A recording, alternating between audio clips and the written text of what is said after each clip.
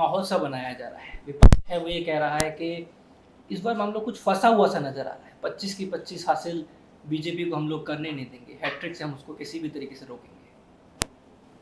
क्या लगता है सर आपको कि ये हैट्रिक रुकेगी? और ये जो टर्म यूज कर रही है विपक्ष कांग्रेस कि इस बार फंसा हुआ मामला है, ये तो हर बार कहते हैं, उनको पता है, कांग्रेस वाले अच्छी तरह से जानते हैं, लेकिन कहने को उनके पास क्या है, यही तो कहेंगे और क्या कहेंगे।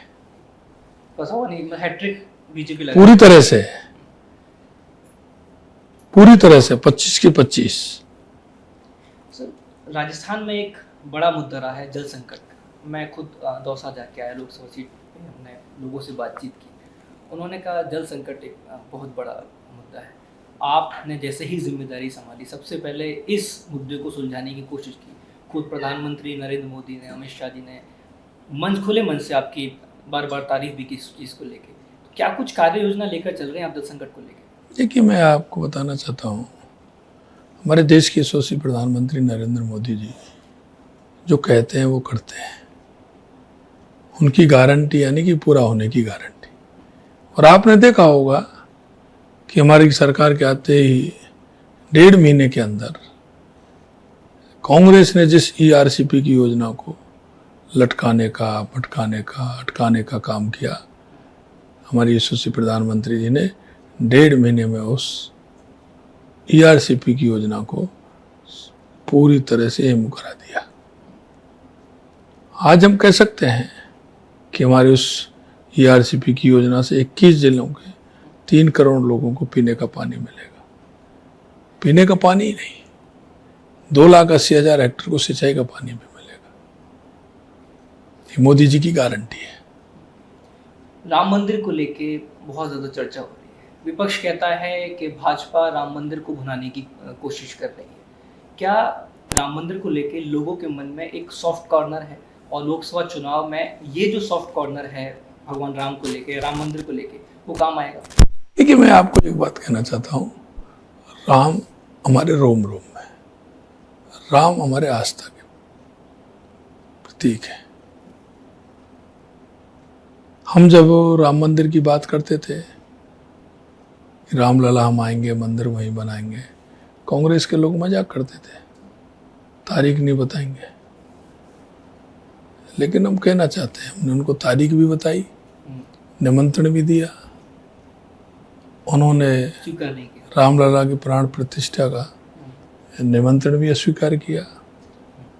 आप देख रहे हैं, जिसके राम नहीं है तो उनके अंदर भी राम नहीं है। रामलला को उन्होंने नहीं माना तो राम जी ने भी उनको नहीं माना, इसलिए उनकी दुर्गति भी हो रही है कि कोई उनके टिकट को वापस कर रहा है, कोई उनके टिकट को फेंक रहा है, कोई जिसको टिकट दे दिया वो कह रहा है कि हम तो चुनाव लड़ना ही नहीं चाहते थे। तो इस तरह की स्थिति पैदा हुई है। संकल्प पत्र जो इस बार बीजेपी की तरफ से जारी किया गया है, उसमें बहुत सारे ऐसी गारंटी दी गई हैं, गारंटी पूरा होने की भी गारंटी की जो हम लगातार बीजेपी बात कर रही है। कांग्रेस ने बहुत सारे ऐसे लुभावनी बातें उसके अंदर की है। 1 लाख रुपए महिलाओं को देने की, युवाओं को देने की बात कही है। बीजेपी के संकल्प पत्र की जहाँ तक बात करें, कितना डिफरेंस, कितना? देखो, मैं एक बात कहना चाहता हूँ, कांग्रेस का यही घोषणा पत्र नहीं, पिछले घोषणा पत्रों को दे दो। कांग्रेस को सिर्फ घोषणा करनी है, काम नहीं करना है, तो वो कुछ भी लिख सकते हैं उसमें। वो जनता को लुभावने वाली बात करते हैं। पिछला घोषणा पत्र देखिए, उन्होंने कितने वायदे किए, आप निकालिए उसमें से और कितने पूरे किए हैं। हम आपसे कहना चाहते हैं, हमारा संकल्प पत्र आता है 2014 में, जो हमने संकल्प पत्र दिया 2019 तक उसको पूरा किया, 2019 में दिया 2024 तक पूरा किया। और अभी हमारे राजस्थान के चुनाव, विधानसभा के चुनावों में हमने जो संकल्प पत्र दिया है, हम आज कह सकते हैं कि 90 दिन के अंदर 40 से 45% हमने पूरा करने का काम किया है। भाजपा का संकल्प पत्र यानी कि मोदी जी की गारंटी, और वो भी पूरा होने की गारंटी। कांग्रेस का घोषणा पत्र यानी कि चुनाव से पहले घोषणा पत्र, उसके बाद कोई खोल करके भी नहीं देखता है। उनको एहसास ही नहीं है कि जनता के बीच में हमने कोई वायदा किया है। अगर ये पूरा करती कांग्रेस तो कांग्रेस की दुर्गति नहीं होती। कांग्रेस जो पंचायत से लेकर पार्लियामेंट तक थी, उनकी नीति और नियत और नेता तीनों में खोट थे, इसलिए उसकी ये दुर्दशा हो रही है।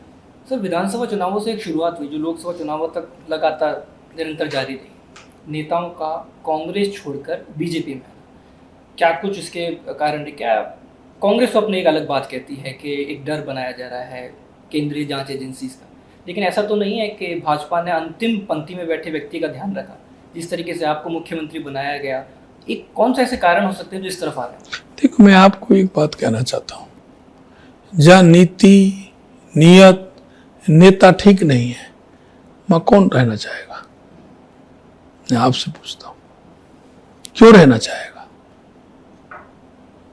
वो आ रहे हैं, हमारे नेता बिल्कुल एकदम, आप कहेंगे उनका नेतृत्व, हमारी नीति, उन सभी पे विश्वास है। और कांग्रेस डूबता हुआ जहाज है, डूबते हुए जहाज में कौन बैठेगा? राजस्थान के एक नेता हैं, जाट नेता हैं हनुमान बेनीवाल। पहले उनके निशाने पे वसुंधरा राजे रहती थी, आजकल उनके निशाने पे आप ज़्यादा रहते हैं। क्या वो आपकी लोकप्रियता से डरे हुए हैं, सहमे हुए हैं, क्या कारण? देखिए, मैं एक बात बता दूं आपको, कोई भी विरोधी नेता हो, हम विरोधी को हमारी ताकत मानते हैं, अच्छी बात है। बस मैं इतना कहना चाहता हूं, विरोधी को अपनी बात रखनी चाहिए, लेकिन मर्यादा हो, शब्दों का चयन ठीक प्रकार से हो, करना चाहिए। हमको भी ध्यान आता है, अच्छी बात कहेंगे तो निश्चित रूप से हम उसको भी ग्रहण करेंगे। अगर अच्छी बात कोई सुझाव की आवेगी उसको भी मानते हैं। हमारे देश के यशस्वी प्रधानमंत्री नरेंद्र मोदी जी कहते हैं ना, राह चलता व्यक्ति भी अच्छी राय देगा तो स्वीकार करेंगे।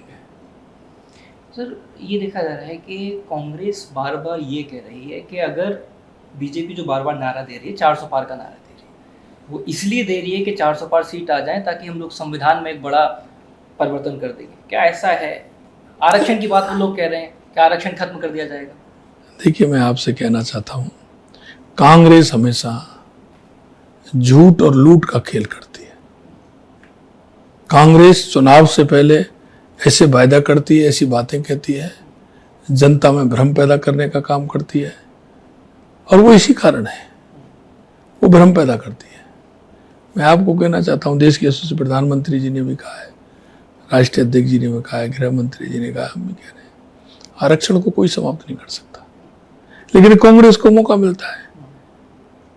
कांग्रेस जिस तरह की बातें करती है, और 400 पार की बात हम थोड़ी, आपके न्यूज चैनल कर रहे हैं, हर चैनल दिखा रहा है, 400 के इर्द गिर्द दिखा रहे हैं, कोई ऊपर दिखा रहा है, कोई नीचे दिखा रहा है। क्या हम चैनलों से हम कह रहे हैं? चैनल जो सर्वे में दिखा रहा है तो दिखा रहा है, अब इसमें कांग्रेस को क्यों दर्द होता है? सर, ये मेरा सवाल युवाओं से जुड़ा हुआ है। पेपर लीक को शुरू से, जब से आपने जिम्मेदारी संभाली, आपने एक बड़ा मुद्दा बताया कि युवाओं के साथ में बहुत बड़ा कुठाराघात। आपने एंटी गैंगस्टर टास्क फोर्स का उसके अंदर गठन किया। मांग ये है कि ये तमाम जो परीक्षाएं जिसमें पेपर लीक हो रहे हैं या डमी अभ्यर्थी बिठाए जा रहे हैं, ये निरस्त होनी चाहिए। आपको लगता है कि आने वाले दिनों में कोई ना कोई ऐसा ठोस कदम उठाना चाहिए सरकार को? देखो, मैं आपसे कहना चाहता हूँ, हमने चुनाव से पहले पेपर लीक का बहुत बड़ा मुद्दा था, उन युवाओं के साथ कुठाराघात था। उन युवाओं के साथ जिस तरह से सरकार ने, कांग्रेस की ने कुठाराघात किया, हमने कहा हम इसकी SIT गठित करेंगे और इसकी जांच करेंगे, दोषी लोग हैं उनको कार्रवाई करेंगे। हमने SIT गठित की, हमने कार्रवाई की, 85-90 लोगों पर कार्रवाई हुई है। और आज भी हम कह रहे हैं, कोई कितना बड़ा व्यक्ति हो, अगर जांच के दायरे में आएगा तो हमारी सरकार उनको किसी कीमत पर नहीं बख्शेगी। युवाओं का न्याय देने का काम हमारी सरकार का है, वो हम दे करके रहेंगे। तो मेरा अंतिम सवाल आपसे कि राजस्थान में 25 की 25 सीट हासिल करने की बात है, कांग्रेस ये कह रही है 15 से 16 सीट कांग्रेस लेकर आ रही है। मुख्यमंत्री राजस्थान के क्या कह रहे हैं? वो और क्या कहेंगे, उनको पता है कि राजस्थान में तीसरी बार भारतीय जनता पार्टी की 25 की 25 सीट आ रही है, लेकिन वो चुनाव प्रचार करने जाए तो क्या कहें? आप देख लेना 4 जून को जब रिजल्ट आए तो मालूम पड़ जाएगा क्या है। सो एक लाइट मोड में मेरा सवाल है, आप लगातार दौरे कर रहे हैं, एक बड़ी जिम्मेदारी, आप राजस्थान का शायद ही ऐसा कोना होगा जहाँ प्रचार प्रसार के लिए नहीं गए, स्वास्थ्य भी आपका खराब रहा, तो खुद को तरोताज़ा रखने के लिए, फिट रखने के लिए क्या करते हैं राजस्थान के मुख्यमंत्री? देखिए मैं बताऊँ, पहले भी काम करता था, आप भी हैं, दिनचर्या होती है, लेकिन जो मेरे को काम दिखता है, राजस्थान की जनता ने जिस तरह से भरोसा किया है, केंद्रीय नेतृत्व ने भरोसा किया है, और वो केंद्रीय नेतृत्व को मैं देखता हूँ। देश के यशस्वी प्रधानमंत्री नरेंद्र मोदी जी 23 साल से वो मुख्यमंत्री और प्रधानमंत्री रहे, 23 साल हो गए, एक भी छुट्टी उन्होंने नहीं ली, 18-18 घंटे काम करते हैं। ऐसे हमारे राष्ट्रीय अध्यक्ष जी करते हैं, हमारे गृह मंत्री जी करते हैं, और बाकी के नेता करते हैं। तो निश्चित रूप से उनसे ऊर्जा मिलती है कि हमारा नेतृत्व इतना काम करता है, तो हमें क्यों नहीं करना चाहिए। तो बहुत बहुत धन्यवाद न्यूज़ नेशन के साथ में आप बातचीत करने के लिए। तो ये थे राजस्थान सरकार के मुख्यमंत्री ब्रजेश शर्मा, जिन्होंने साफ कर दिया है कि राजस्थान में इस लोकसभा चुनाव में भी बड़े स्तर पे क्लीनशिप होगा, तो 25 की 25 जो सीटें हैं वो भाजपा हासिल करेगी। वीडियो जर्नलिस्ट राजू चौधरी के साथ आशुतोष शर्मा, न्यूज़ नेशन, जयपुर।